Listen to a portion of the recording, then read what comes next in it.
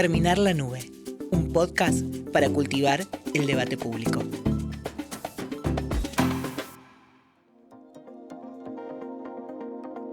El podcast Germinar la Nube es parte de la campaña Cultivar el Debate que promovemos desde la Asociación Civil Comunicación para la Igualdad con el apoyo de la Fundación Heinrich Böll. El objetivo es generar instancias de sensibilización e información en torno al cuidado del debate público y la libertad de expresión. Cada vez son más crecientes los discursos de odio y la violencia en nuestras sociedades, exacerbados por la dinámica de las redes sociales. Estas expresiones odiantes se dirigen especialmente a quienes manifiestan algún grado de adhesión a la agenda feminista. En este contexto de violencia en aumento, muchas personas se retiran del debate público y particularmente de las redes sociales. Entornos digitales que surgieron con la promesa de democratizar la palabra están, por el contrario, siendo abandonados frente a las agresiones. Que ataquen tanto a los feminismos como sujeto político emergente es un tema que nos preocupa por su afectación a la libertad de expresión y, por ende, a la democracia. Si las voces se acallan, retiran y dejan de ser oídas, el perjuicio es para toda la sociedad. La ciudadanía tendrá menos opciones a la hora de construir sus adhesiones políticas, sus referencias y, finalmente, sus votos. Para dar cuenta de esta problemática, hicimos en 2020 la investigación ¿Es posible debatir en medio de discursos de odio?, que analizó la participación del activismo feminista en el debate público en el cono sur de América Latina, Argentina, Chile, Uruguay y Paraguay. Conversamos con 24 referentes de estos países y a la vez hicimos análisis de minería de datos de cuentas feministas y de los grupos antigénero que operan como agresores. A lo largo de estos 6 episodios analizaremos los resultados del trabajo y pensaremos, junto a especialistas y activistas, cómo cultivar el debate público.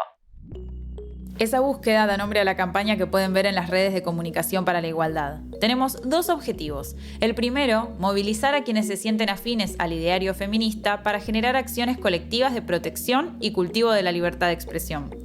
Y el segundo, sensibilizar a quienes no se consideran feministas, pero tampoco se oponen a esta agenda, y así sumar apoyos en el cuidado del debate público. Sean todos bienvenidos a Germinar la Nube.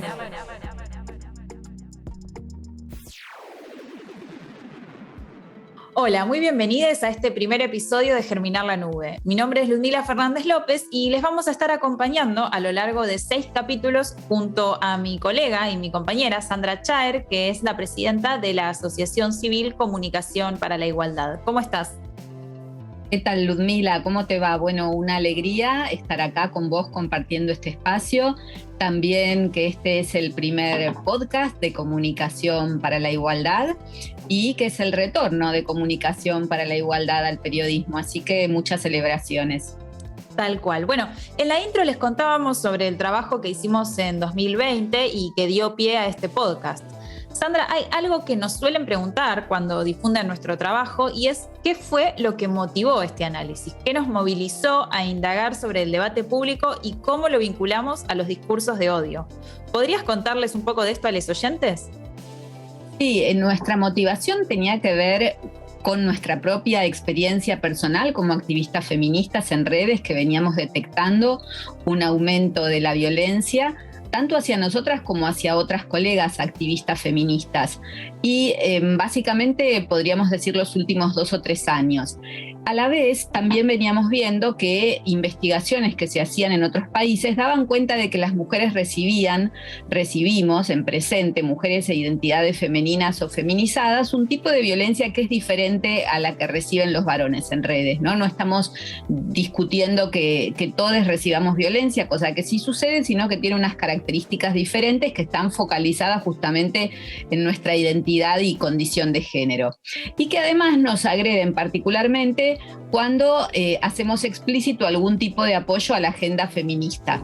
No sé, te pones un corazoncito verde, decís que apoyás la legalización del aborto, hablas con lenguaje inclusivo, o incluso temas más, que podrías decir más mainstream y menos conflictivos, como podrían ser violencia o cuidados, despiertan una enorme andanada de agresiones. La pregunta que da título a nuestra investigación es si es posible debatir en medio de discursos de odio. Y entre los resultados encontramos que el 100% de las personas entrevistadas dijeron haber recibido violencia por parte de los grupos antigénero en las redes sociales.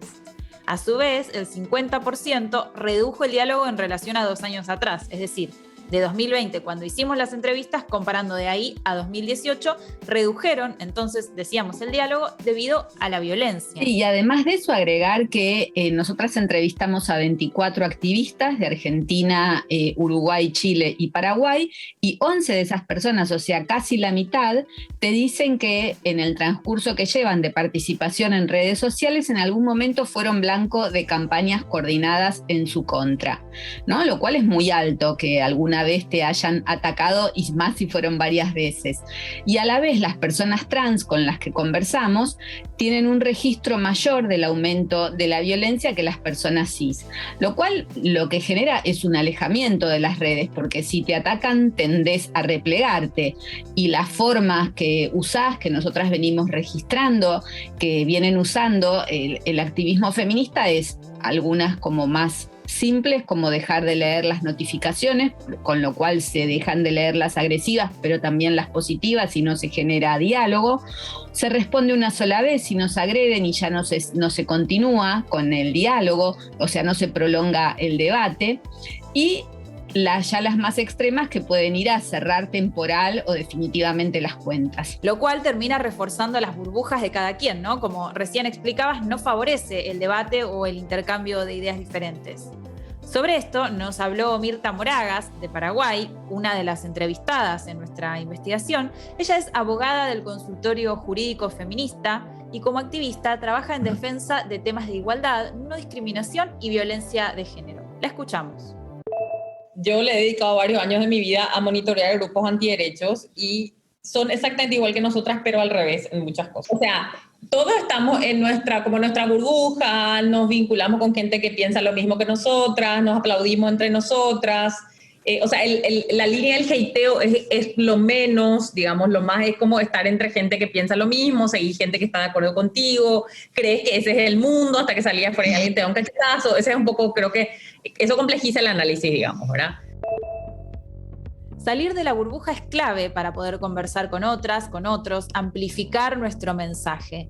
Y en este sentido, en nuestro trabajo pudimos identificar una serie de superinfluenciadoras de las consignas feministas. ¿Nos podés contar un poco más de esto? Claro, porque nuestra intención con la investigación fue efectivamente dar cuenta de la violencia, pero también del ciberactivismo feminista y también del ciberactivismo de los grupos antigénero, ¿no? Conocer un poco cómo nos manejamos todes en redes sociales. Y un hallazgo muy interesante para amplificar desde el activismo feminista es que en una fecha particular, que fue el 19 de febrero del 2020, cuando se produjo en Argentina el pañuelazo por aborto legal, en la actividad en redes de ese día registró que hubo 30 cuentas, la mayoría de Argentina, pero también de otros países, otras cuentas sororas, todas de mujeres, que entre todas son súper amplificadoras, o sea, tienen mucha cantidad de seguidoras y seguidores, en total suman casi 20 millones, y todas estas personas o tuitearon con la etiqueta aborto legal o retuitearon algún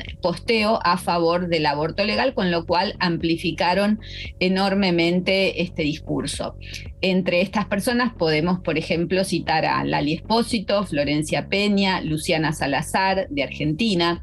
Y la idea es que tengamos presente que siempre contamos desde el feminismo con estas súper, y también varones, súper amplificadoras y amplificadores que pueden llevar nuestro mensaje y mucho más allá de las burbujas habituales del feminismo, ¿no? Porque una parte importante justamente de la investigación, como decía, era dar cuenta de cómo nos estábamos moviendo en redes. Sobre esto le preguntamos a Diana Mafía, ella es filósofa y directora del Observatorio de Género en la Justicia del Consejo de la Magistratura de la Ciudad de Buenos Aires, que hace un análisis del funcionamiento del ciberactivismo feminista y también presenta algunas críticas.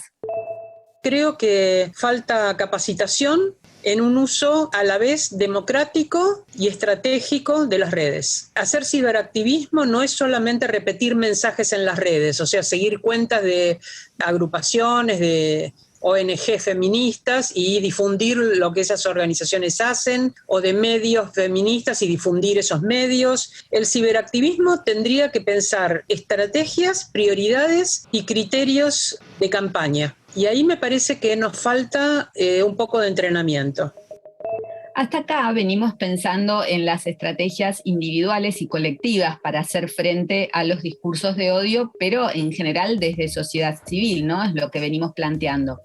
Ahora, ¿qué pasa con las redes donde se genera esa violencia? Tendrían que tener o generar algún tipo de regulación, a cargo de quién debería estar esta regulación, las mismas empresas, el Estado, debería haber sistemas de corregulación. Esta fue una cuestión que planteamos a nuestros entrevistados y que no es un tema solo local, sino justamente de debate global. En todo el mundo se está debatiendo no solamente cómo o si hay que regular los contenidos de las redes, sino también la propiedad de los medios. Escuchamos sobre este tema una perspectiva interesante de Rayen Araya, que es periodista feminista chilena, conductora de radio y también una de las activistas entrevistadas en nuestra investigación. Estas herramientas existen, pero se aplican para otras cosas que entonces debo como usuario comprender que su creador considera que son más graves. Hoy día es más grave una foto de un desnudo que un discurso de odio en una red social. Y eso a mí me parece absurdo. O sea, si tú construyes una vía pública en la que puede haber accidentes, tienes que poner semáforos. Y no puedes no tener el presupuesto para los semáforos. Interesante pensar cuáles podrían ser esos semáforos, ¿no? Más allá de los que ya existen y tenemos naturalizados, como por ejemplo que las redes prohíben publicar un pezón femenino, ese vetado absoluto sobre los desnudos, incluso los artísticos. Ese es un semáforo no consensuado con los usuarios, pero ¿cuáles semáforos propondríamos desde la sociedad civil? ¿Qué otros límites necesitamos? ¿Y qué otros cuidados? Y a su vez me pregunto, ¿estamos de acuerdo con los límites ya existentes?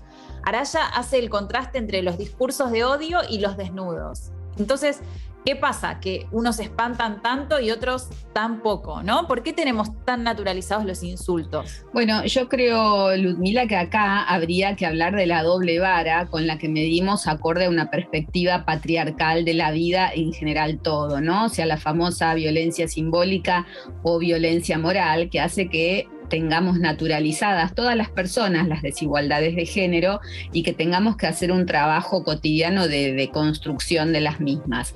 ¿Qué nos dice que una persona sea atacada sobre todo si se pone un corazón verde en el perfil, si habla con EO, si reclama por la igualdad en el reparto del poder? Básicamente esto tiene que ver que nuestras sociedades tienen baja tolerancia o tolerancia cero, podríamos decir, hacia los reclamos de igualdad de género y hacia la agenda feminista, que hay muchas personas que se oponen a esta agenda y que están dispuestas a frenarla aún ejerciendo violencia, que es lo que se está viendo actualmente. Un objetivo claro de la violencia hacia los feminismos que vemos hoy en las redes tiene que ver con acallar las voces, que la violencia sea tan amenazante que vos ya no quieras intervenir y te repliegues, porque incluso lo que venimos viendo en la investigación es que la violencia está pasando a la vida real.